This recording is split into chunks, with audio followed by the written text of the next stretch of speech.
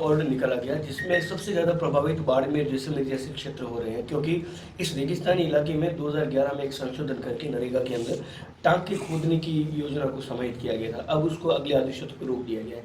क्या मानते हैं, कितना बड़ा असर पड़ेगा इस इलाके में जहाँ बरसात बहुत सीमित होती है और लोग टाँकों पर ही निर्भर रहते हैं?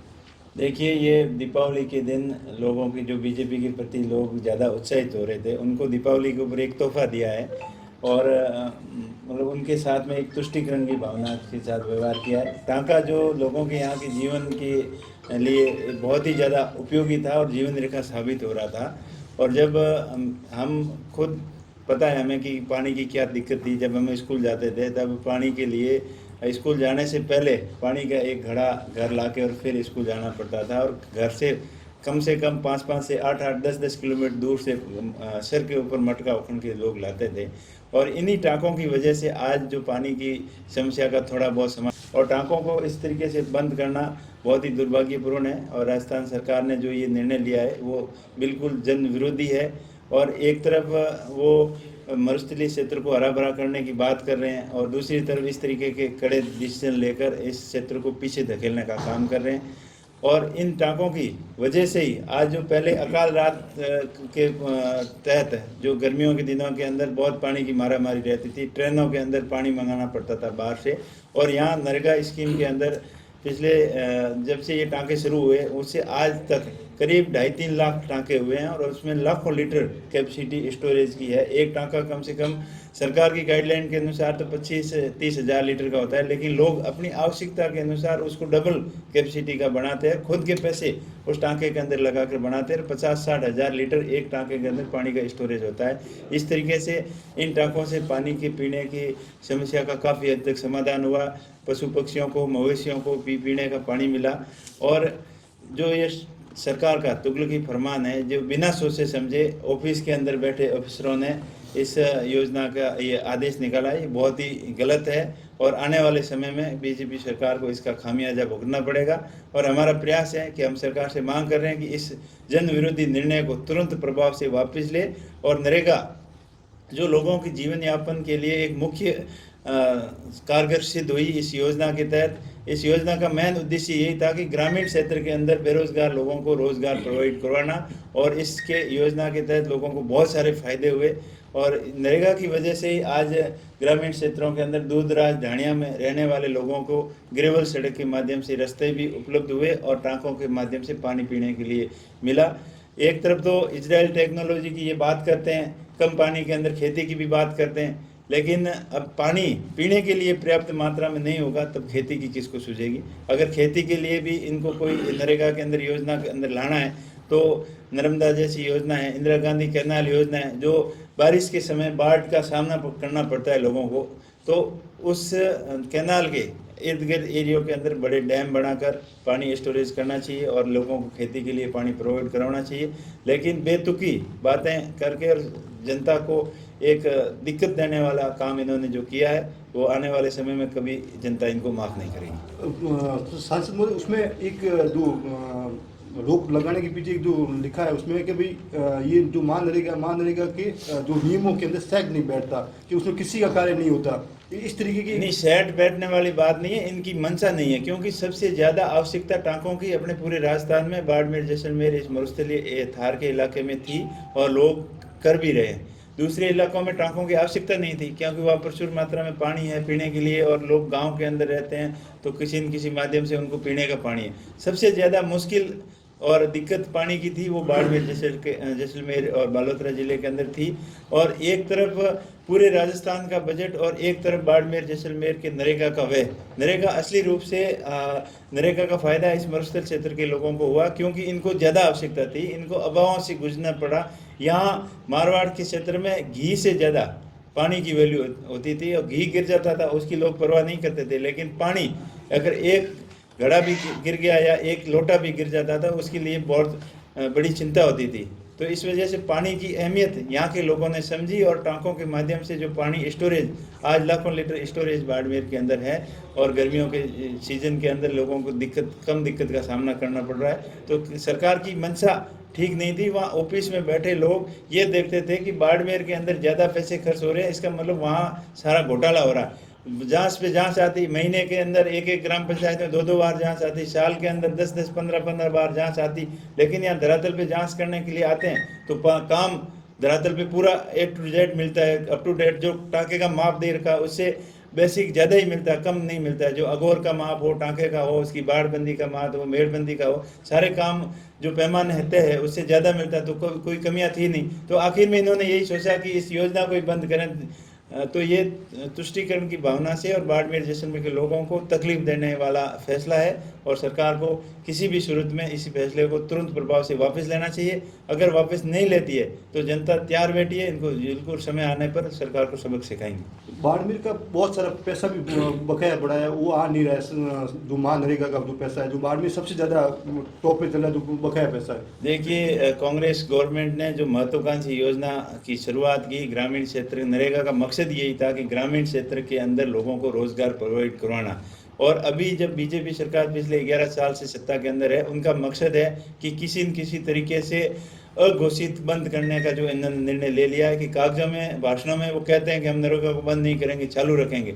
लेकिन नरेगा को कमज़ोर करने के लिए हर मोड़ पर इनको दबाया जा रहा है। इनके नरेगा के मजदूर की दिन के अंदर 2 बार फिंगरप्रिंटिंग और फेस स्क्रीन से जो अटेंडेंस लगती है, जबकि लाखों रुपए के पैकेज करने वाले सरकारी कर्मचारियों की कोई अटेंडेंस नहीं है, कोई मॉनिटरिंग नहीं है। लेकिन 200-400 रुपये की मजदूरी करने वाले नरेगा मजदूर की मॉनिटरिंग इतनी तकड़ी कर दी है ताकि लोग इससे परेशान होकर यहाँ आए ही नहीं। दूसरी मंशा ये थी कि बाड़मेर जैसलमेर में इतनी परेशानियों और तकलीफ़ों के बाद भी लोगों को आवश्यकता थी ग्रेवल सड़क की और टाँकों की, तो वो इन दिक्कतों का सामना करते हुए भी इस नरेगा योजना को अच्छी तरीके से यहाँ चला रहे थे और उसके अंदर लोगों का इंटरेस्ट था।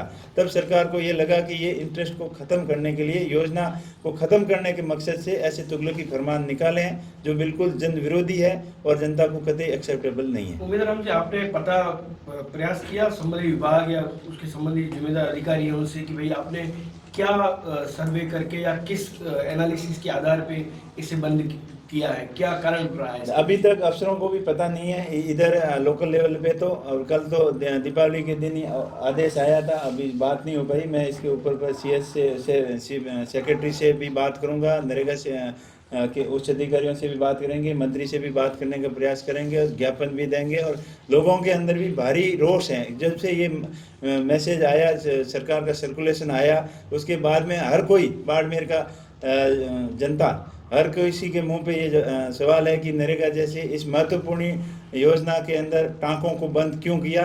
इसके पीछे मंशा सरकार की ठीक नहीं है, ऐसा सबको प्रतीत हो रहा है। क्या इस बात को लेकर भी आशंका जताई जा रही है, क्योंकि पिछले लंबे समय से एक चर्चा, एक बहस इस मुद्दे पर चल रही है कि नरेगा के अंदर जो टाँका निर्माण होता है, इसने पश्चिमी राजस्थान में आत्महत्या की दरों को बढ़ा दिया है। और यह एक बहुत ऐसा विषय था जिसके ऊपर कई बार चर्चाओं के बाद भी कोई हल नहीं निकल रहा था। क्या इसके पीछे ये फैक्ट भी हो नहीं? सकता है? ये फैक्ट बिल्कुल नहीं है, कतई नहीं है। क्योंकि आत्महत्याएं पहले भी होती थी, नरेगा जब नहीं थी तब भी आत्महत्याएं होती थी, टाँकों के माध्यम से भी होती थी। ये तो एक समाज का पार्ट है। समाज के अंदर जो आपसी क्लेश बढ़ता है, असमंजस्य की स्थिति होती है, कोई अलग परिस्थितियों में आदमी रहता है, आत्महत्या कर लेता है। लेकिन इस टाँकों से, आत्महत्या से कोई लेना देना नहीं है।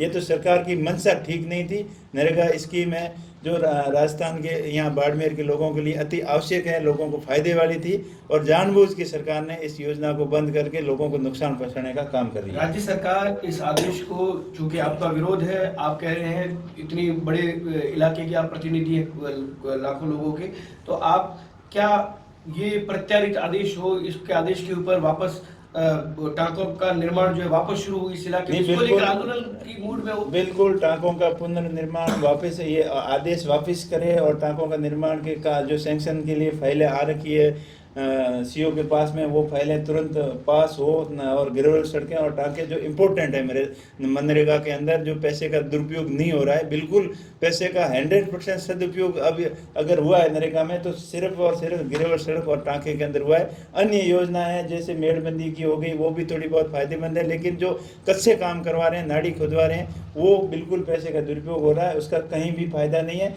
तो इसके लिए बड़ा जन आंदोलन भी करेंगे और आने वाले समय में बिल्कुल बिल्कुल जनता इनको सबक सिखाने के लिए तैयार बैठी है अगर इस योजना आदेश को वापस नहीं लिया जाए। सर, पंचायती राज चुनाव आने वाले हैं, चूंकि ग्रामीण क्षेत्र का ही ये चुनाव है, तो मनरेगा की ये योजना सबसे ज्यादा प्रभावित करती थी ग्रामीणों को। ग्रामीणों के लिए बहुत बड़ी एक वाटर स्टोरेज की ये योजना थी। क्या इसका बहुत बड़ा असर और इसका नुकसान आप विपक्षी पार्टी को पड़ेगा इसका?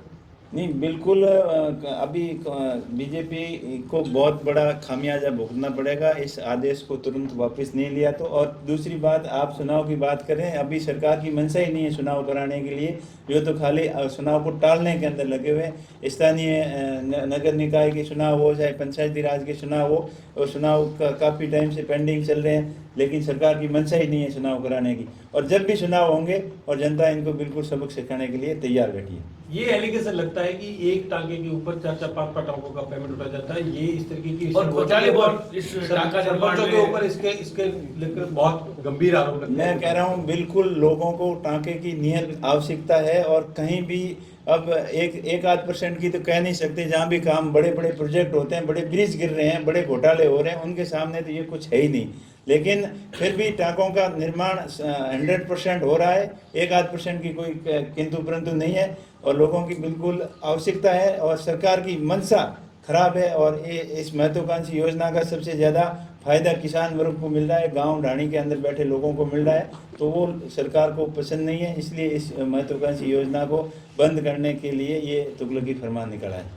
एक अभी सब सांसद खेल महोत्सव हो रहा है, उस सांसद आपने कलेक्टर को एक लेटर भी लिखे, स्पष्टीकरण मांगा है, उसमें कुछ हुआ है, कुछ जवाब आया, क्या हुआ है? देखिए, जिन प्रतिनिधियों को जनता ने नकार दिया है, वो ज़बरदस्ती वहाँ जनता के बीच में जाकर कोई MLA बन के घूम रहा है, कोई MP बन के घूम रहा है, लेकिन जनता सब समझदार है।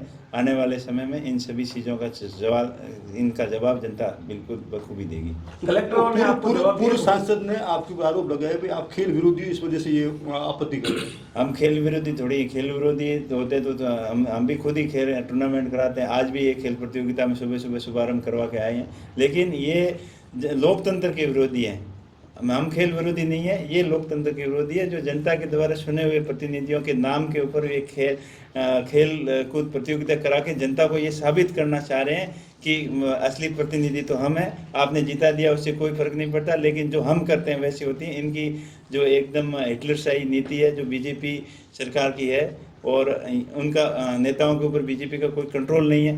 जो हारे हुए जनता के अंदर जनाधार खोए हुए, जो अपने आप को जनप्रतिनिधि साबित करने का प्रयास कर रहे हैं। और इस संबंध में मैंने कलेक्टर से भी बात की, दोनों कलेक्टर से बात की। उन्होंने बोला कि हमारे पास ऐसा कोई आदेश नहीं है, ये तो हमारा ऊपर दबाव आ रहा है, ऊपर बड़े मंत्रियों का और बड़े अधिकारियों का, इसलिए हमको ये करवाना पड़ रहा है। फिर भी हम इसके खेल कूद प्रतियोगिता कराने का हमने कोई आदेश नहीं निकाला। एक दूसरे के ऊपर आरोप प्रत्यारोप लगा रहे हैं। अगला आपका क्या कदम होगा? कलेक्टर ने बोला है कि शिक्षा विभाग करा रहे हैं। शिक्षा विभाग बोल रहे हैं कि हमारे पास कोई आदेश नहीं है, लेकिन ये धुरपट के अंदर काम चल रहा है, जनता सब देख रही है। PTI के ऑर्डर निकल बिल्कुल, मैं इसको ऊपर तक मामले को लेके जाएंगे, प्रिविलेज कमेटी के अंदर भी इस मामले को लेके जाऊंगा। क्या ये विशेषाधिकार हनन का मसला नहीं है? बिल्कुल विशेषाधिकार हनन का मामला है। अभी मैं प्रिविलेज कमेटी के अंदर भी इस मामले को लेके जाऊंगा। इस मामले को छोड़ेंगे नहीं, लास्ट तक खींचेंगे। ठीक है, ले भैया आजा।